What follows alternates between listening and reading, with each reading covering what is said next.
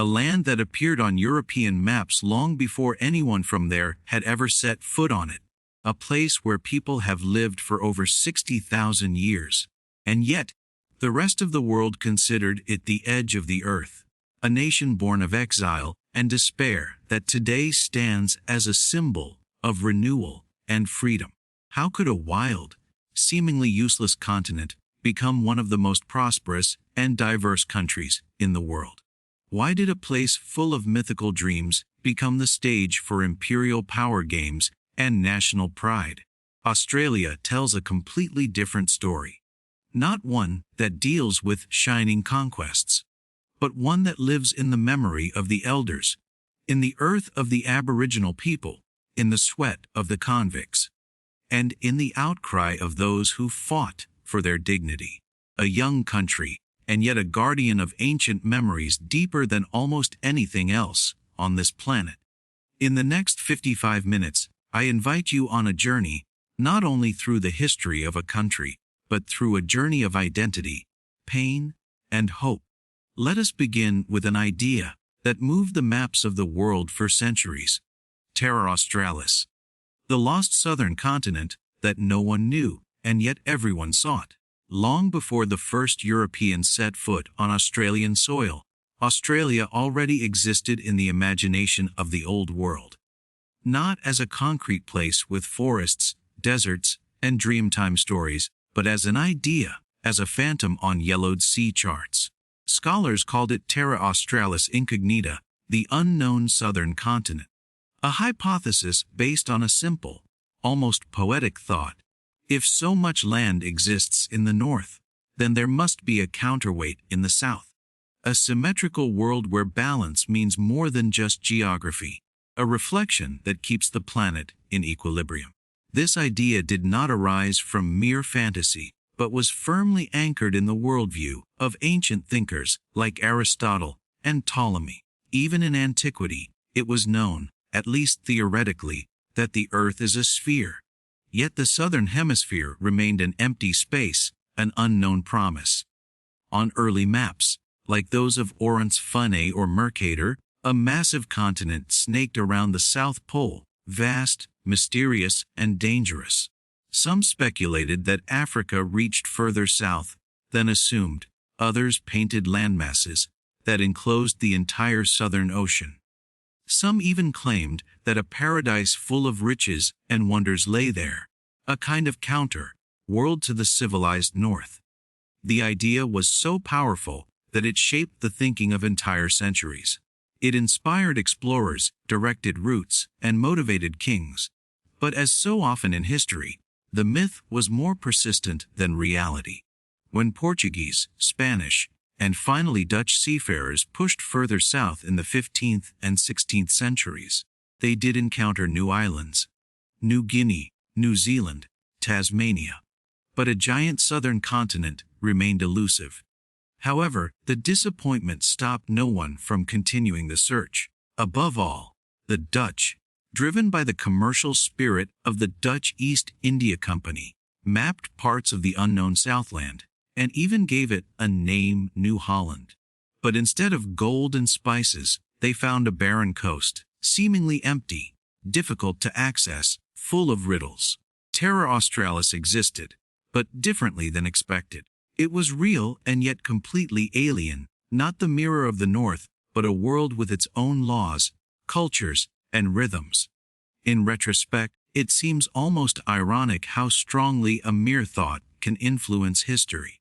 The search for Terra Australis led not only to the discovery of Australia, but also to the slow disenchantment of European worldviews. The map was corrected, but the myth remained, and perhaps therein lies its power, that an empty spot on the world map reveals more about the explorer than the explored. For the actual wonder was not to lie in a lost continent, but in those who had lived there for so long.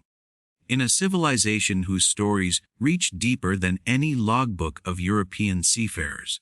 And exactly there leads the next stage of our journey, to the first Australians, custodians of the oldest continuous culture in the world.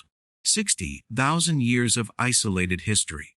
Long before the sails of European ships appeared on the horizon, people were already living on the continent we call Australia today.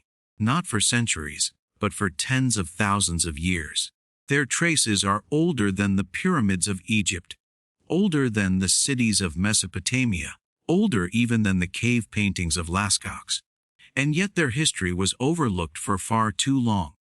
Not because they told no stories, but because they did not do so on parchment, but in sand, songs, and star patterns. Today we know that the first humans came to Australia about 50,000 to 60,000 years ago, perhaps even earlier. At that time, the sea level was more than 100 meters lower than today. Islands and land bridges connected parts of Southeast Asia with the Australian continent, which was then called Sahul, a huge landmass that included Australia, Tasmania, and New Guinea. It was one of the earliest known sea crossings in human history, which means that these people were not only hunter-gatherers but also skilled seafarers. Over time, as the climate changed and sea levels rose, the inhabitants of the continent became increasingly isolated.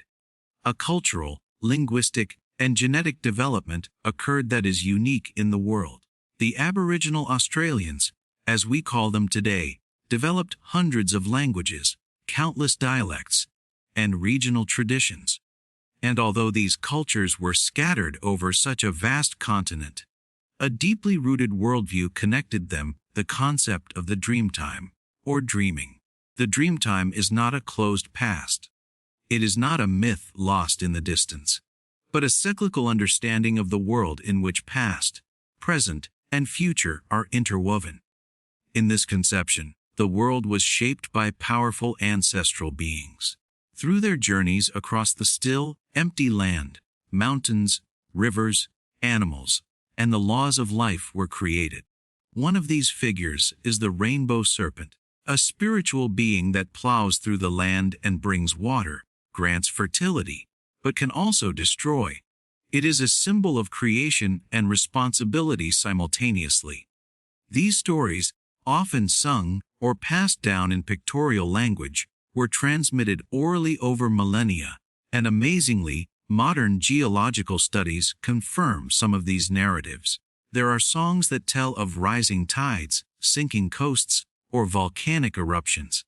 Events that, according to current knowledge, actually took place 7,000 to 10,000 years ago. This means the oral history of the Aboriginal peoples is not just myth, but also a living archive. Despite their close connection to nature and their semi-nomadic way of life, Aboriginal societies were anything but primitive. They possessed highly developed knowledge of botany, animal behavior, weather cycles, and land management. Many groups practiced targeted fire, stick farming, the deliberate burning of grasslands to keep the land fertile, and steer game, a system whose ecological efficiency is only being rediscovered today. In one point, however, they differed fundamentally from the later colonial masters. Their relationship to the land was not one of ownership, but a spiritual bond. Land could not be sold or conquered. It was part of their identity, their origin, and responsibility. Conflicts between tribes did not arise over territories, but mostly for reasons of honor, restitution, or social order. This deeply rooted worldview, this connection between human, land, and dreamtime, is what made Australia so extraordinary before the arrival of Europeans.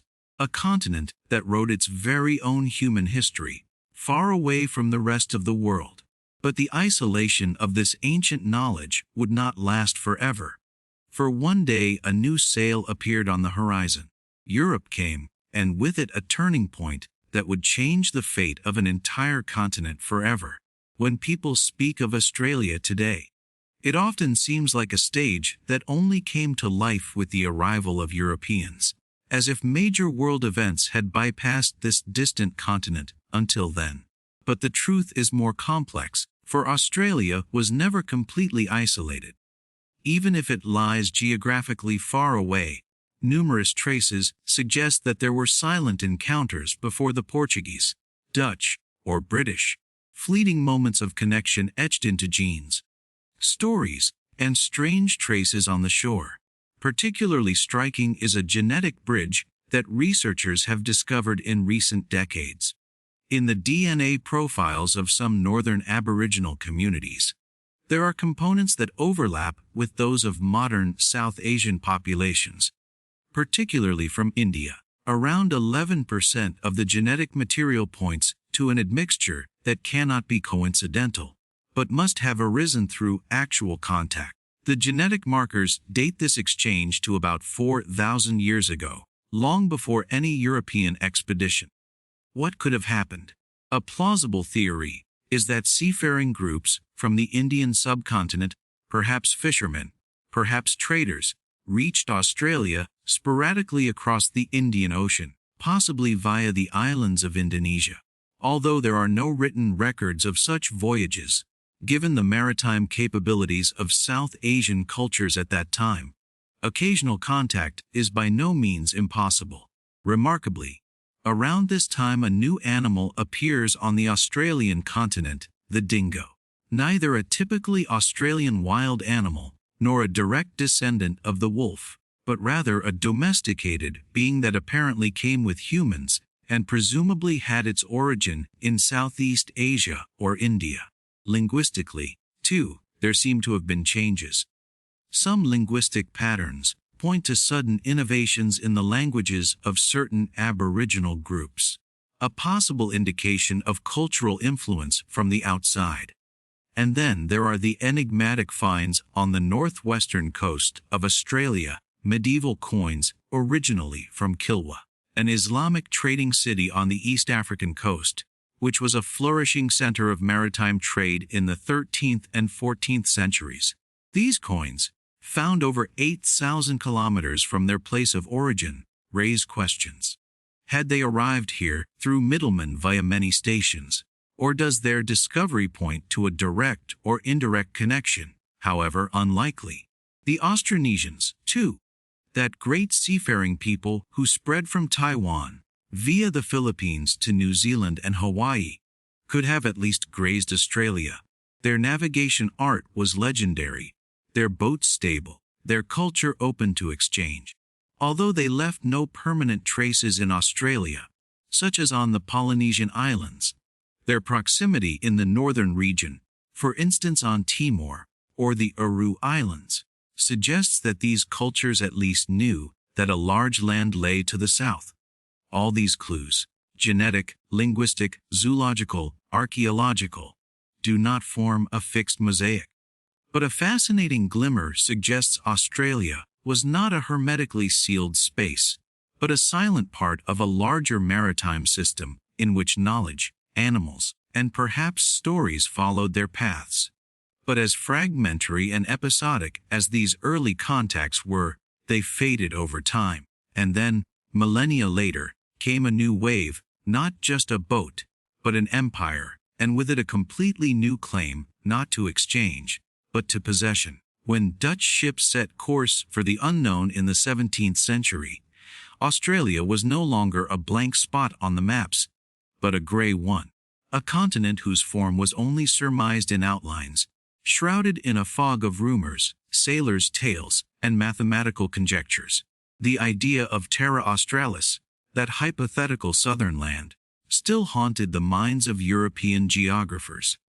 But now the time had come to give it a concrete form with compass, sextant, and quill. The first documented European to set foot on Australian soil was the Dutchman Willem Janszoon in 1606. On his voyage on behalf of the Dutch East India Company, the VOC, he landed on the coast of present-day Queensland and believed he had discovered New Guinea.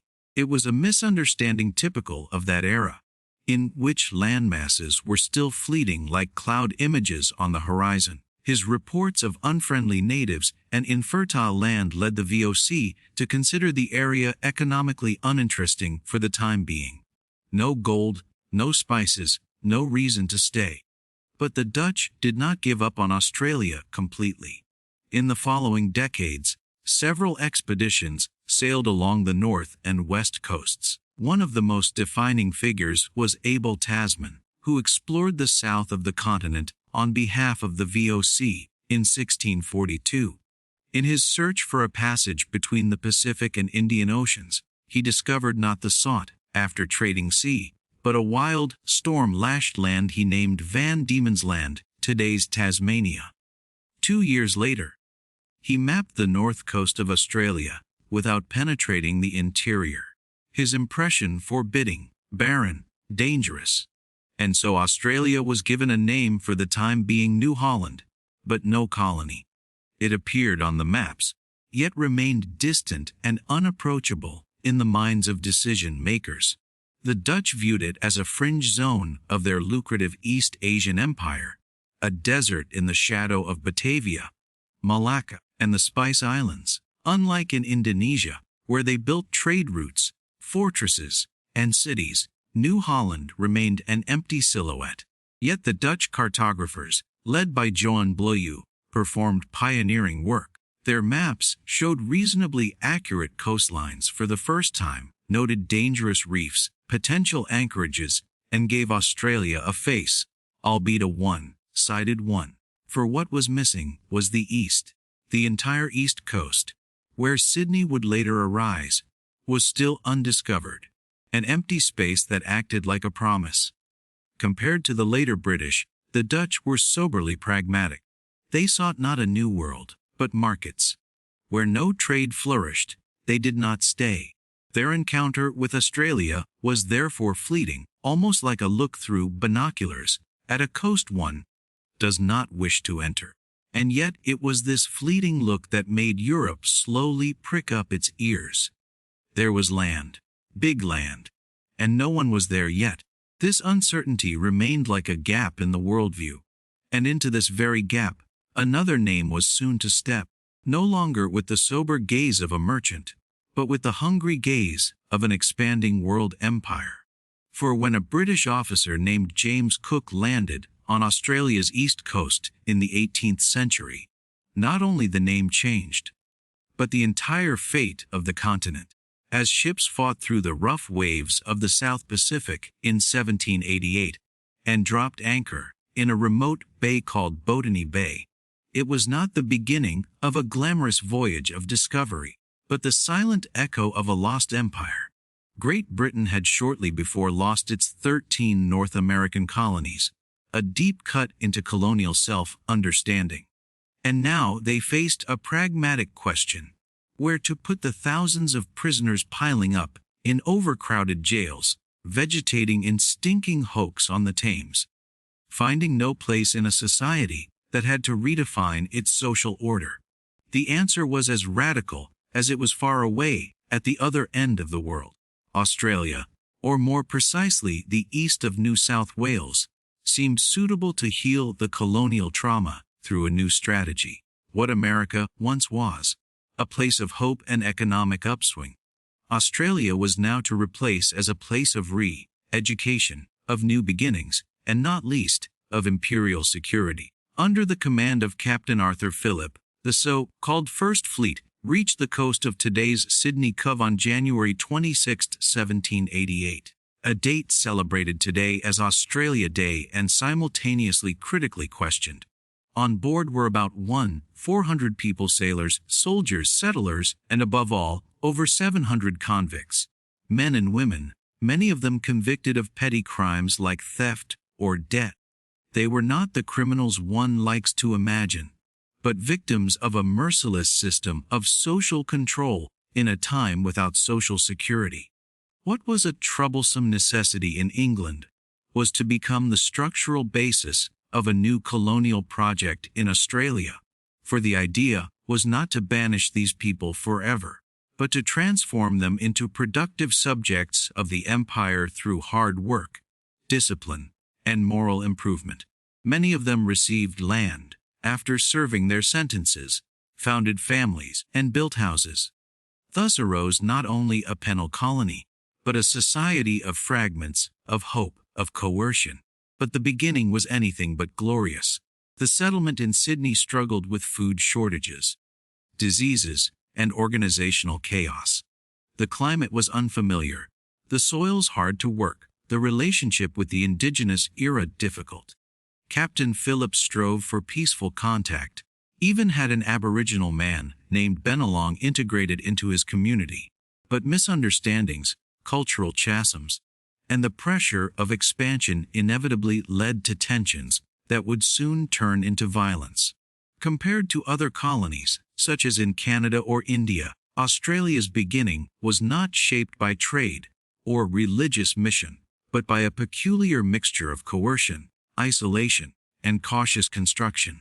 This peculiarity has shaped Australia's national self-image to this day.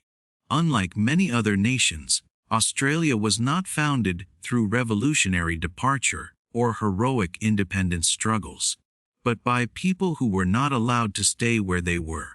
And yet, or perhaps precisely because of this, the germ of a nation grew from the penal camp at the end of the world, a nation in which remorse, work, and resistance existed side by side. A society in which former prisoners and their guards together laid the foundation for something greater than their origins. But the true test of this new social experiment was yet to come. For the foreign land was not empty, and the further the settlers advanced, the more clearly it became apparent that Australia was not just a colony, but a conflict. As the first British settlers began to spread beyond the coastal regions of Sydney, they encountered not only eucalyptus trees, strange animals, and stony soils, but resistance. Not an open war as Europe knew it, with armies and battle plans, but a quiet, tenacious, decades-long struggle. Fought with spears and guns, with fear and mistrust, with misunderstanding and violence. It was a war for land, but also for meaning, for the right to exist. The so-called frontier wars began soon after the founding of the penal colony in 1788, and were to last almost 150 years. They were not centrally controlled, not officially declared, but omnipresent. Wherever the British settlement area grew, the living space of the Aboriginal communities shrank, and with it their food, their waterholes, their freedom of movement, their dignity. For many settlers, the land was empty, available, a gift from the crown. For the indigenous peoples, it was sacred, connected to dream timelines, stories, ancestors. The idea that land could be owned or bought was alien to them. The conflict was thus not only territorial, but cultural. Two worldviews clashed, and only one was armed with cannons and legal decrees. The violence took many forms: massacres of entire families, acts of revenge, punitive expeditions, where killing was often indiscriminate. In Tasmania, the conflict escalated so much in the 1820s that it led to the notorious Black War, a brutal campaign of annihilation in which large parts of the indigenous population were wiped out. Some historians speak in this context of a cultural genocide, others of an actual genocide, a term that was avoided in Australia for a long time. Estimates of the number of Aboriginal Australians killed vary widely, as many deeds were never documented. Conservative figures speak of 20,000, others of over 100,000 victims, a staggering number when one considers that the indigenous population before the arrival of Europeans probably comprised only around 750,000 to 1 million people. Opposing this are about 2,000 killed colonists, which makes the brutality of the oppression clear.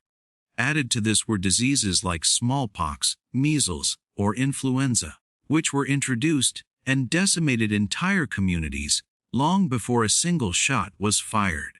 The combination of biological, military, and structural violence led to entire language families, cultures, and knowledge systems vanishing within a few generations. And yet, the resistance never completely ceased. Everywhere in Australia, there were groups that fought back, with guerrilla tactics, with retreat into the hinterland, with spiritual strength. Names like Pemulwuy or Jandamarra stand to this day for the courage to oppose a superior force, even if the price was often their own lives. In the official historiography of Australia, the frontier wars were ignored, downplayed, or romanticized for a long time. Only in recent decades has a broader societal engagement begun with monuments, memorials, and the acknowledgement that the founding of Australia was not only a story of pioneer spirit, but also of displacement, pain, and loss. But while blood was shed and land was taken, something else grew. A society in which punishment turned into possession, into property, into economic power. For hardly had the resistance in the outback been broken, when something was discovered there that would change everything: gold. It was a hot day in February 1851, when a man named Edward Hargreaves stumbled upon something shiny in a remote creek bed near Bathurst. It was small, inconspicuous, but it was to change Australia, for what Hargreaves had found was gold, and what he triggered with it was far more than an economic upswing. It was a societal earthquake. Within a few months, the news spread like wildfire, first through New South Wales, then to Europe, America, China. Australia, this supposedly desolate pinnacle camp at the end of the world, suddenly became a place of longing, the new El Dorado for thousands who bet everything on one card. The gold rush had begun, and with it a new phase in the history of the continent. Especially in Victoria, around Ballarat and Bendigo, goldfields sprang from the ground. Tents, shovels, hopes. Men from Ireland, Scotland, Germany, California, but also from China flocked in. Within a few years, the population doubled. The cities grew explosively. Melbourne became one of the richest urban centers of the British world. And with wealth came not only banks and railways, but also conflicts. For the gold did not simply belong to the fender. The government levied high license fees, controlled with violence, allowed no participation. Whoever had no money for a license was a criminal. Whoever complained was arrested. Especially the simple, destitute gold seekers felt cheated, patronized, disenfranchised. What began as an economic adventure became a political movement. The climax of this discontent erupted in 1854 in Ballarat, where insurgent miners erected the Eureka Stockade, an improvised barricade, a symbol of rebellion. Under the blue flag with the white Southern Cross, they swore to stand against injustice and for universal suffrage, regardless of property or origin. The British troops crushed the uprising. More than 20 insurgents died, but the idea survived, and it won. Only a few years later, many of the demands of the Eureka movement were implemented: suffrage for men without land ownership, secret ballots, political participation. The gold rush had not only brought wealth, but accelerated democracy. In a society that, until then, was strongly oriented towards class and origin, room suddenly emerged for participation, mobility, and political consciousness. But the Wild South had other sides too. With the influx of people, chaos also grew. The bushlands became a retreat for so-called bushrangers, lawless rebel legends. Men like Ned Kelly became folk heroes or villains, depending on whom you asked. They robbed banks, engaged in shootouts with the police, and wrote their own bloody footnote in the history of a country in transition. The influx of Chinese gold seekers also led to tensions. Xenophobia, racist violence, and legal discrimination increased, a shadow that lay over the golden shine and would later become sad reality in the White Australia policy. And yet, the goldfields of Australia were more than just an economic episode. They were a melting pot of modernity, a place where freedom, inequality, hope, and resistance met. Here arose a new Australia, proud, rebellious, diverse. And exactly this new self-confidence would soon raise an even greater question. Can colonies become a nation? Can separate settlements form a common people? The answer lies in the call for federation and in the dream of a united Australia. At the end of the 19th century, Australia was a mosaic, 6 independent colonies, each with its own administration, its own laws, and a very own self-image. New South Wales looked back proudly on its origins as the first settlement. Victoria on the glamour of gold, Queensland on its economic ambitions in the north. And yet there was something that connected them. A growing idea that something greater could arise from these fragments. A nation. The idea of a federation was not new. Decades earlier, the politician Sir Henry Parkes had demanded in a famous speech in Tenterfield, "One people, one destiny." For him, it was clear. Only through unity could the colonies master challenges like trade, defense, or immigration together. But the path there was stony. Mistrust, economic competition, and regional vanities stood in the way of unification. A central problem was the fear of dominance. New South Wales feared being outstripped by Victoria. Smaller colonies like Tasmania or South Australia saw their interests underrepresented in a common parliament. But reality and world politics pressed for a decision. The increasing presence of European powers in the Pacific, especially Germany in New Guinea, showed that the time of island thinking was over. Moreover, social structures in Australia had changed. A new generation had grown up, born on Australian soil, with a different self-image. These people no longer felt like Britons purely on a temporary basis, but as Australians, and they wanted a say in their own future, in their own democracy. In the 1890s, several constitutional conventions took place where lawyers, politicians, and citizens debated the structure of a federal system together. It was a process that proceeded remarkably peacefully, in contrast to other national foundations that emerged from revolutions or wars. The Australians chose the path of compromise. A bicameral parliament, shared power between the federal government and states, and a constitution strongly influenced by the British model, but also by American and Canadian models. A central point of contention was the question of the capital, Sydney or Melbourne. Both claimed the title. The solution was typically Australian pragmatic. They decided on a neutral place in between, and began to plan the city of Canberra, a symbol of balance, of new togetherness. On January 1, 1901, Australia officially became the Commonwealth of Australia, an independent state within the British Empire. Queen Victoria remained the formal head of state, but the Parliament in Melbourne, later in Canberra, took control of internal affairs.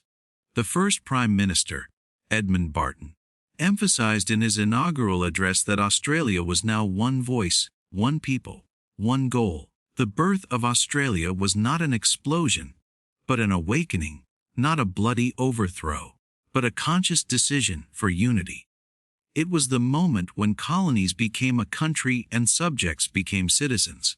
But this new nation was not alone on the world stage, and hardly had it been born, when it was put to the test by a fire that did not come from within, but from Europe. The First World War drew closer, and Australia was to redefine its place in history, not only with words but with blood. When the First World War set Europe ablaze in August 1914, Australia was not yet 2 decades old. A young nation with a proud gaze forward, but still firmly embedded in the British Empire. And yet, when Great Britain declared war on Germany, Australia did not hesitate for a second. For the conflict was not perceived as a distant war of European powers, but as a trial by fire of its own maturity, as a test of whether one was ready to fight side by side with the motherland for common ideals. The reaction was overwhelming. Almost 500,000 Australians, a third of the male population of military age, volunteered, although there was no conscription. They came from all parts of the country, from the sheep farmers in Queensland, the miners in Western Australia, the office clerks of Sydney, the young farmers of Victoria. Many saw the war as an adventure, as a chance to see the world, to gain glory, perhaps even to secure a place in history. From this readiness arose what would later become a national myth, the ANZAF, the Australian and New Zealand Army Corps. Together they were sent to Egypt to be prepared there for the first major deployment. Their goal, Gallipoli, a rocky peninsula in the Ottoman Empire, where an alternative front against the Central Powers was to be opened. On April 25, 1915, the ANZ's soldiers landed at dawn on the steep coasts of Gallipoli and were immediately met by heavy machine gun fire. What was planned as a quick operation turned into a months-long trench war. Mud, heat, lice, diseases, and constant death defined everyday life. Over 8,000 Australians fell in this one campaign before the Allies retreated in December 1915 without having achieved their goal. And yet Gallipoli was more than a military failure. It became the cradle of a national identity. The bravery, camaraderie, and sacrificial readiness of the ANZ's soldiers deeply shaped Australia's self-image as a young people who found their voice on the battlefield. April 25 became Anzac Day, one of the most important national days of remembrance, where not victory, but shared memory is in the foreground. But the war was not over for Australia with Gallipoli. Australian troops continued to fight on the Western Front in France, at Fromelles, Pozières, Passchendaele. They suffered losses there that were out of proportion to the population size. In total, over 60,000 Australians fell in the First World War. More than 150,000 were wounded, physically or mentally. Hardly a family in the country remained untouched. The experience of the war changed Australia permanently. Trust in the British High Command suffered. Enthusiasm for the war gave way to disillusionment. 2 referendums on the introduction of conscription failed. A clear sign that the relationship to the old homeland was changing. The idea of an independent Australia, loyal but thinking independently, gained weight. But hardly was peace concluded when the next challenge was already imminent, a decade of economic upswing, and then the abrupt crash into the Great Depression, in which not only banks, but also identities were shaken. Australia had gone through the fire, but the trembling was only just beginning. As the Wehrmacht marched into Poland on September 1, 1939, and Europe went up in flames again, Australia was a country that had changed, but internally still lived in the tension between colonial loyalty and growing independence. And as in 1914, it was Great Britain that took the decisive step. When the British government declared war on Germany, Australia followed not out of coercion, but out of solidarity. But this war was to be different for Australia. It would come closer, and it would shake the country in a way that went deeper than ever before. At first, everything looked like a repetition. Australian troops were sent to Europe and North Africa, fought in Greece, Libya, and later at El Alamein against the Axis powers. But in the East, in the Pacific, a danger was growing that had long been underestimated: Japan.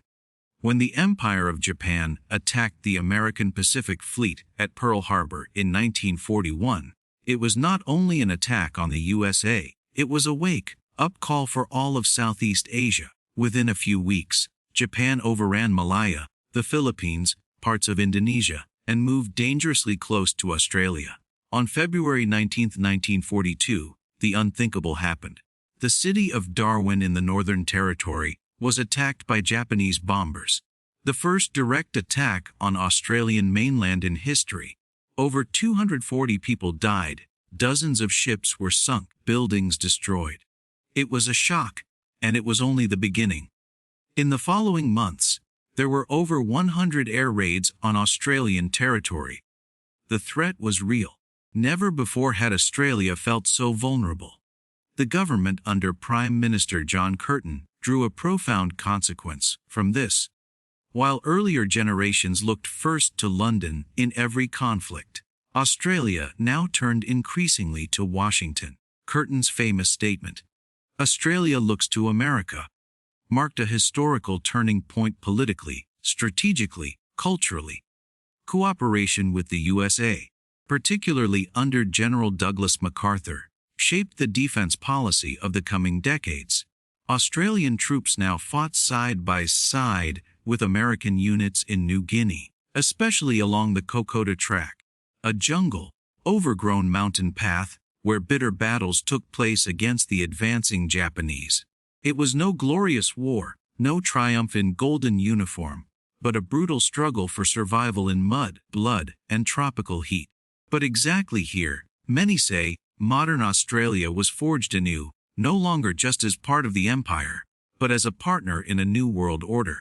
The threat of an invasion was ultimately averted, not least by the Allied victory in the Battle of the Coral Sea, where Australian and American fleets together stopped Japanese expansion. But the fear remained, and it had consequences: air raid drills in the cities, internment camps for enemy aliens, rationing, propagandistic narratives. A country in a state of emergency. When the war ended in 1945, Australia had around 40,000 fallen to mourn. But it had also gained something: a new self-understanding. The view towards Great Britain faded. Instead, the relationship with the United States was strengthened. Pacific thinking deepened.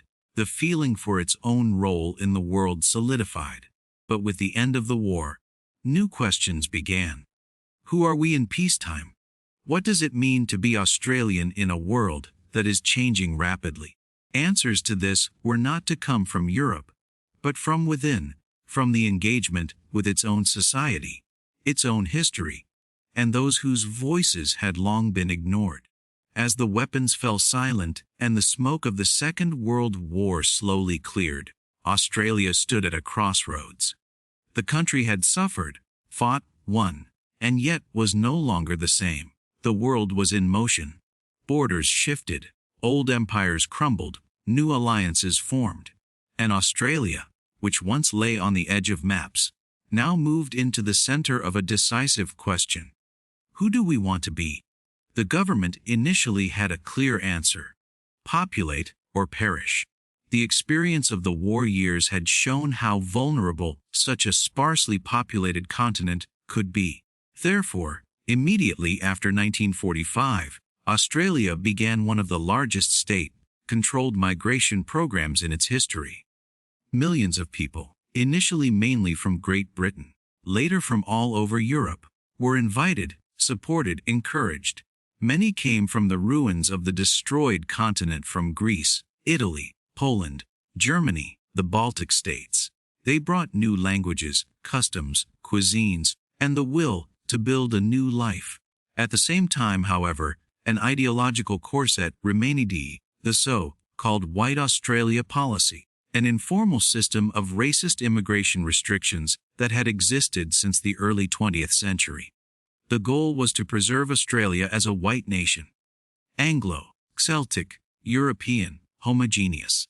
People from Asia, Africa, or the Middle East had hardly any chance to immigrate legally, not to mention the indigenous peoples, who despite their millennia-long presence were considered second-class citizens. This policy was no fringe phenomenon, but an expression of deeply rooted colonial thinking. It reflected fears of the stranger, of loss of control, of social disorder, and it led to massive contradictions. While Australia presented itself as a modern, dynamic country, it was fundamentally shaped by exclusion and insecurity. But reality was stronger. In the 60s and 70s, Australia was increasingly confronted with a globalized world. With independence movements in Asia and Africa, the civil rights movement in the USA, the economic rise of Japan and South Korea, and within the country, pressure grew to open up, not only towards new migrant groups, but also towards its own history. A turning point was the dismantling of the White Australia policy in the years 1966 to 1973, initiated by prime ministers like Harold Holt and Gough Whitlam. They opened the country to immigrants from all over the world, and created the basis for the modern, multicultural Australia we know today. At the same time, tentative first steps began towards the recognition of the indigenous population, such as with the referendum of 1967, in which over 90% of Australians voted to officially include Aboriginal people in the census and grant them more rights. It was a long road full of setbacks, conflicts, and open wounds, but it was also a road of change. Australia began to narrate itself anew, no longer just as a British outpost, but as a diverse nation in the Asia-Pacific region. And yet the shadows of the past remained palpable. For the struggle for identity was not only a question of skin color or origin, but also of memory. And so the next step led back to those voices that had been ignored the longest, the First Nations. Their heritage, their culture, and their call for justice were to challenge the conscience of the nation.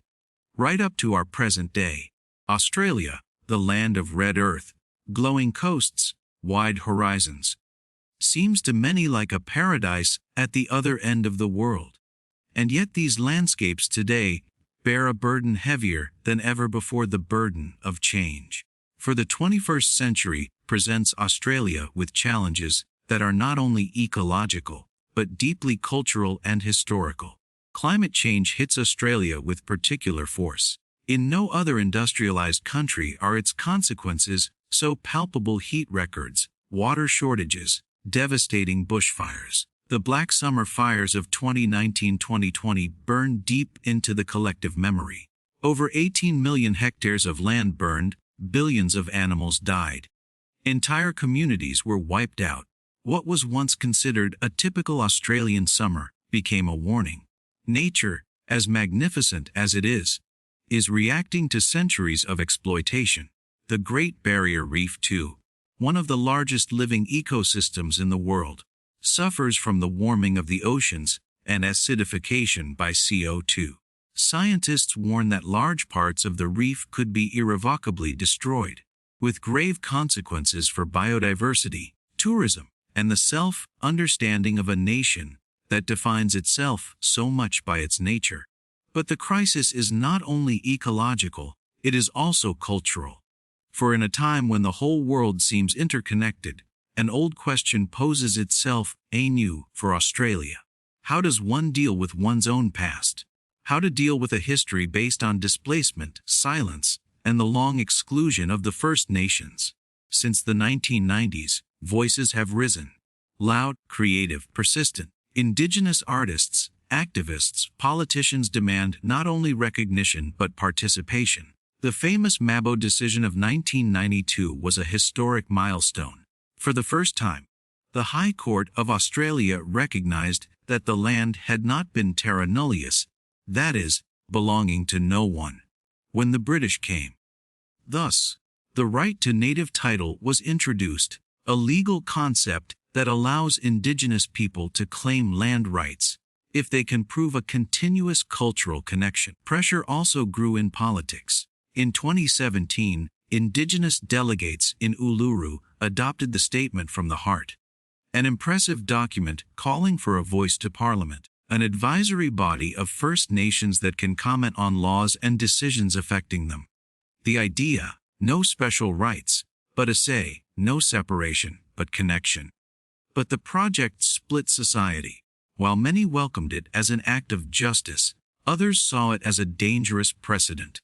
The referendum in 2023, which was to anchor this voice in the Constitution, failed narrowly.